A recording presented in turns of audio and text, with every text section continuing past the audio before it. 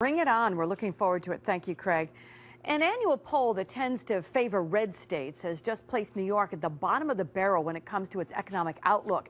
It's called the Rich States, Poor States Index. It was created by a pro-business advocacy group.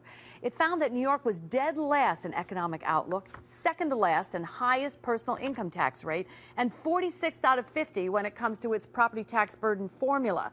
Now, critics claim the index shows nothing more than whether a state follows the pro-business agenda of the American Legislative Exchange Council that created it.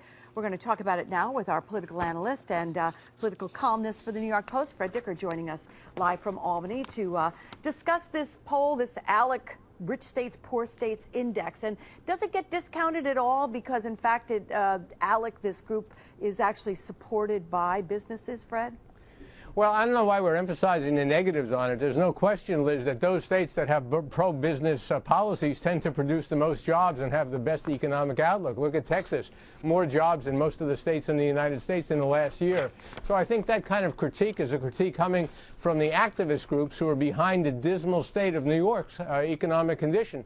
Governor Cuomo himself has repeatedly said that New York is nationally notorious as a hostile to business state. So it doesn't take this ALEC group simply to say that. It's well recognized, I think, by all honest observers. What's significant to me about the study, though, is that in the 5th year of Cuomo's term, we're still 50th in the nation based on objective standards. If you look at the survey, as I have, there are many states that do well. There are a lot of states that do poorly. We continually do poorly for the obvious reason that we have such high taxes and anti-business policies. But it's not just ALEC.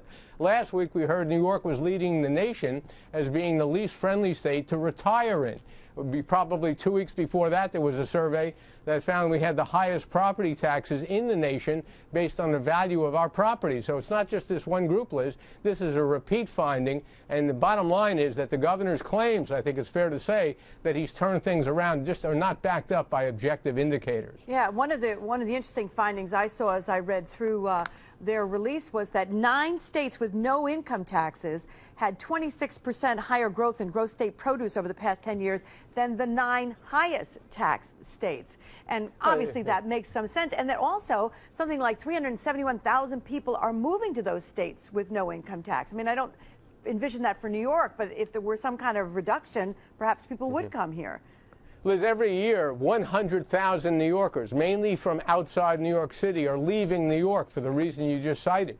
There's indication after indication. And by the way, we didn't have a chance to talk about this, but just quickly, last week, some information came out from the Cuomo administration in the evening showing that last year, the Startup New York campaign that the governor has spent tens of millions of dollars on produced only 78 jobs in 2014. The state's policy is to try to bribe companies to come to New York. They call it incentives, but that doesn't seem to be working. And this survey suggests the reason why has to do with overall state policies. All right, interesting stuff. Thank you, Fred. Fred's on the radio, live from the state capitol every weekday morning, 10 to 11 on Talk 1300 AM.